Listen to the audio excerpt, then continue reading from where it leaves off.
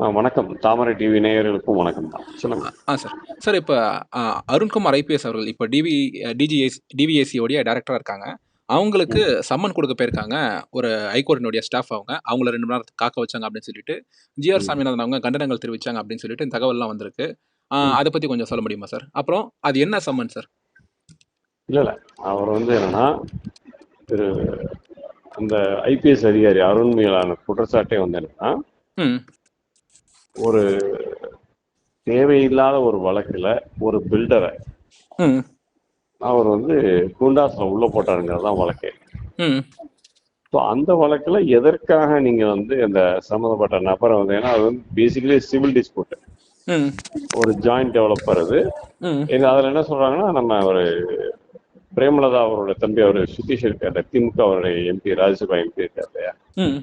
அவரும் அவர் மனைவி தான் அதுல புகார்தாரர்கள். அந்த ஒரு அரசியல் அழுத்தத்திற்காண்டி தான் இவர் வந்து இந்த மாதிரி போட்டாருங்கிறதா அவர் மேல குற்றச்சாட்டு. ஆ. அப்போ இந்த இந்த வழக்குல அது ஏன் நீங்க வந்து அவரை வந்து குண்டாஸ்ல போட்டீங்கன்றதுக்கான விளக்கத்தை நேர்ல வந்து ஆஜராகி சொல்லுங்கன்னு சொல்லிட்டு ஒரு ம். நீதிமன்ற அறிவிப்பு நோட்டீஸ் ஆஃப் த கோர்ட் அதை ம். வந்து சர்வ் பண்றதுக்காண்டி அவரோட ஆபீஸ்க்கு வந்து கோர்ட்டுடைய பெயிலிஃப் ம். சர்வ் பண்ண போகும்போது அவர் வந்து மத்தியானம் 3 மணில இருந்து 5 மணி வரைக்கும் கிட்டத்தட்ட ஒரு 2 மணி நேரம் வந்து தேவையில்லாம காக்க வச்சதாக சொல்லி அந்த பெயிலிஃபோட ரிப்போர்ட் வரும். ம். அதன் அடிப்படையில வந்து அவர் வந்து நீதிமன்றத்தில் ஆஜராகும் போது வந்து நீதிமன்றம் அவர்கிட்ட கேட்ட கேள்வி, ஒரு நீதிமன்றத்தினுடைய ஊழியர் ஒருத்தரை வந்து இந்த மாதிரி காக்க வைக்கிறதுக்கான அதிகாரம் உங்களுக்கு எங்க இருந்து வந்தது? நீங்க ம். வந்து நோட்டீஸ் அக்செப்ட் பண்ணிக்கலாம், இல்ல நோட்டீஸை நாங்க அக்செப்ட் பண்ண முடியாதுன்னு ரெஃப்யூஸ் பண்ணலாம். ம். அக்செப்ட் பண்ணா அவங்க ஒரு மாதிரி, ரெஃப்யூஸ் பண்ணா அடுத்து என்ன பண்றதுன்னு ரெஃப்யூஸ் பண்ணா அடுத்து என்னன்னா வாரண்ட் கொடுத்துருப்பாங்க, அவ்வளவுதான். வேற என்ன? ம். ம். ஸோ அது இது ரெண்டுமே இல்லாம வந்து அந்த ஊழியரை காக்க வைக்கிறது யாரு, அது எங்களுக்கு தெரிஞ்சாகணும். எப்படி நீங்க வந்து நீதிமன்றத்து ஊழியரை காக்க வச்சீங்களோ அதே மாதிரி நீங்க கொஞ்சம் நேரம் வெயிட் பண்ணுங்கன்னு சொல்லிட்டு அந்த கேஸை பாஸ் அவுட் பண்ணிட்டு அவரை வெயிட் பண்ண சொல்லிட்டாங்க. ம். திரும்ப மதியானம் 2:30 அப்புறமாக அந்த வழக்கு திரும்ப எடுக்கப்பட்ட போது என்னன்னா, அவர் சார்பில் வந்து பப்ளிக் ப்ராசிக்யூட்டர் ஆஜராகிறார். ம். அப்போ நீதிமன்றம் வந்து அப்போ ஒரு ஊழியரை கூட்டிட்டு வந்து இவர் தாங்க பொறுப்பு அப்படின்னு. அவர் யாருன்னா அவர் ஏதோ சம் டெஸ்பாச் கிளர்க்ல இருக்கிறவர். அதான் சவுக்கு சங்கர் அவர்கள் ஒரு ட்வீட் போட்டிருக்காங்க. ஷர்மா மோகன் அப்படின்னு சொல்லிட்டு. ஆமா. ஆ. ஆனால் வந்து என்னன்னா இப்ப திரும்பவுமே வந்து என்னன்னா ஒரு புகார் வந்து நீதிமன்றத்திற்கும் வந்திருக்கிறது. நீதிமன்றத்திற்கு தாக்கல் செய்யப்பட்டிருக்காங்க நினைக்கிறேன். அது வந்து அவர் இல்ல, இவருடைய உதவியாளர் ஐயப்பன் ஒருத்தர். ம். அந்த ஐயப்பன் வந்து கமிஷனரா இருக்கும்போது அவர் கூட இருந்தவர். இப்ப இங்க அங்கிருந்து இங்க வந்தவர், இவர் கூட இங்க வந்துட்டாரு. ம். அந்த ஐயப்பன் தான் பண்ணியிருக்காங்க. நீதிமன்றத்திற்கு தவறான தகவல் கொடுத்திருக்காங்க வேண்டுமென்றே. அது தெரிந்தே, அது வந்து பொய்யான தகவல் என்று தெரிந்தே வேண்டுமென்றே ஒரு தவறான தகவலை கொடுத்திருக்காங்கன்னு சொல்லிட்டு ம். இது வந்து கரெக்ட். இந்த சோப்பு சங்கருடைய இந்த குற்றச்சாட்டு சரியாக இருக்கின்ற பட்சத்துல ம். கிரிமினல் நீதிமன்ற அவமதிப்புக்கு இவர் உள்ளாவார். ஓ! Okay, okay. ஏன்னா நீதிமன்ற உத்தரவை மீறுவதுங்கிறது வந்து சிவில் கண்டெம்ட். ம். ஆனா இன்டர்ஃபரன்ஸ் வித் அட்மினிஸ்ட்ரேஷன் ஆஃப் ஜஸ்டிஸ்னு ஒரு வாசகம் இருக்கு. ம். நீதி பரிபாலனத்துல வந்து குறுக்கீடு செய்வது. ம். இவங்க வந்து நீதிமன்ற ஊழியரை 2 மணி நேரம் வெயிட் பண்ண வச்சது இல்லாம, வெயிட் பண்ணதை வச்சது இவர் இல்லை இவர்னு சொல்லிட்டு இன்னொருத்தரை கொண்டு வந்து நீதிமன்றத்தில் ப்ரொடியூஸ் பண்ணியிருக்காங்க. Okay, okay. இது வந்து interference with the administration of ஜஸ்டிஸ்ங்கிற விளக்கத்துக்கு கீழே வரும். இது நீதிமன்ற அவமதிப்பு தான். ம்.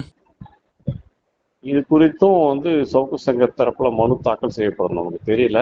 ஏன்னா அவர் வந்து ட்வீட் பண்ணவர், புகாரெல்லாம் அனுப்பிச்சிருக்காருன்றவர் வந்து இதுமே வரும். ம். அப்படியாக இருக்கின்ற பட்சத்துல வந்து அவர் மீதான விசாரணையும் நடைபெறும். அவருங்க ம். அதாவது அவர் எதற்கான நீதிமன்றத்திற்கு வரவழைக்கப்பட்டாரோ அந்த விஷயம் வந்து வேற. அந்த விஷயம் வந்து சுதீஷும் அவர் மனைவியும் அடுத்த புகாரின் பேர்ல அந்த பில்டரை ஏன் நீங்க வந்து பொய்யான குற்றச்சாட்டுகளின் அடிப்படையில குண்டாஸ் சிறையில் வச்சுங்கிறதா அந்த கேள்விக்கு பதில் சொல்ல சொன்னா, இப்போ வந்து கூடுதலாக இன்னொரு குற்றச்சாட்டும் அவர் மீது எழுந்திருக்கு. அதாவது அவருடைய வேற யாருன்னா அருணுடைய நடத்தையின் காரணமா. அப்போ இது பத்தி நீதிமன்றம் விசாரணை செய்யும். எனக்கு தெரிஞ்ச ரொம்ப வருஷங்களுக்கு முன்னாடி நீதிபதி ஆர் பாலசுப்ரமணியன்ற ஒரு ஜஸ்டிஸ் ஆர் பாலசுப்ரமணியன் இந்த மாதிரி வந்து கோர்ட்ல இருந்து அப்பாயின்மெண்ட் பண்ண ஒரு அட்வொகேட் கமிஷனரை வந்து இந்த மாதிரி டிலே பண்ணிட்டாங்க அப்படின்றதுக்காண்டி சம்பந்தப்பட்ட நபர் மீது 1 மாதம் சிறை தண்டனை வைத்து இதுல கண்டெம்ட் ஆஃப் கோர்ட்ல வந்து ஜட்ஜ்மெண்ட் சொன்னாங்க. ஏற்கனவே உள்ளது தவிர்த்து இது தனியா ஒரு கண்டெம்ட் ஆஃப் கோர்ட்டாக மாறுறதுக்கான வாய்ப்பு இருக்கு. ஓகே ஓகே நாளைக்கு வந்து நீதிபதிகள் என்ன டிசைட் பண்றாங்கன்னு தெரியாது, என்ன விதமான விஷயங்கள் வந்து அங்க முன்வைக்க போகுதுன்றது தெரியாது. ம் சுருக்கமா வந்து ஒரு மன்னிப்பு கேட்டு போயிட்டே இருந்திருக்கலாம். ம் அதை விட்டுட்டு வந்தீங்கன்னா இப்போ வந்து பிரச்சனையை வந்து பெருசாக்குவது வந்து இவர் அருண் ஐபிஎஸ் தான் ம் அப்படின்றது என்னுடைய அபிப்பிராயம். நடக்கிற சம்பவங்களை பார்க்கணும். கண்டெம்ட் ஆஃப் கோர்ட்ன்றது எந்த நீதிமன்றத்தில் இந்த அவமதிப்பு பண்ணதோ அந்த நீதிபதிகள் தான். ம் அதனால நீங்க வந்து விடுமுறை காலம் வந்து இப்போ 31ஆம் தேதி முடிஞ்சிருந்து 1ஆம் தேதி ரெகுலர் கோர்ட் இருந்தா கூட ம் இந்த நீதிபதிகள் வந்து கண்டெம்ட் வழக்காக இருக்கின்ற பட்சத்துல அதை இந்த நீதிபதிகள் தான் விசாரிப்பார். ம் அதுதான் கண்டெம்ட்டோட விசேஷமே. ஸோ ஜிஆர் சாமிநாதன் அந்த இன்னொரு நீதிபதி தான் இதை விசாரிப்பாங்க. ஆமா, V Lakshmi Narayanan okay okay நீதியரசர் இந்த பெஞ்ச் தான் அதை விசாரிக்கும். கண்டெம்ட் எடுக்கிற பட்சத்துல ம் அது என்ன ஆகுங்கிறது நாளைக்கு தான் தெரியும் sir. Okay okay sir. So இப்போ நீதிமன்றம் வந்து அருண் ஐபிஎஸ் அவங்க தரப்பில் கொடுக்கப்பட்டிருக்க அந்த எக்ஸ்பிளனேஷனை ஏற்றுக்கல. இல்ல ஏத்துப்பாங்களா இல்லையாங்கிறது நாளைக்கு தானே ஓ தெரியும். நாளைக்கு தான் தெரியும். Okay okay sir. சார் இப்போ இன்னொரு புதிய தகவல் என்ன சமூக வலைதளத்தில் இருக்குது அப்படின்னா, ரத்தன் பண்டித் அவர்களை சீஃப் பொலிட்டிக்கல் அட்வைசராக விஜய் அவர்கள் நியமனம் செஞ்சாங்க.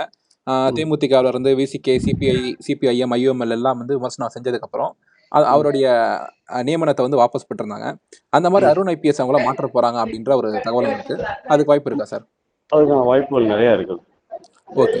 ஏன்னா இந்த அரசாங்கத்திற்கு வந்து என்ன பார்த்தீங்கன்னா, அந்த தமிழக வெற்றி கழகத்திலிருந்து பெரிய அளவில் வந்து நிர்வாகம் செய்வதற்கான ஆலோசகர் இல்லைங்கிறதுனால இந்த அரசாங்கத்திற்கு ஆலோசனை சொல்வதற்காக நிறைய பேர் கிளம்பி போயிருக்கிறாங்க.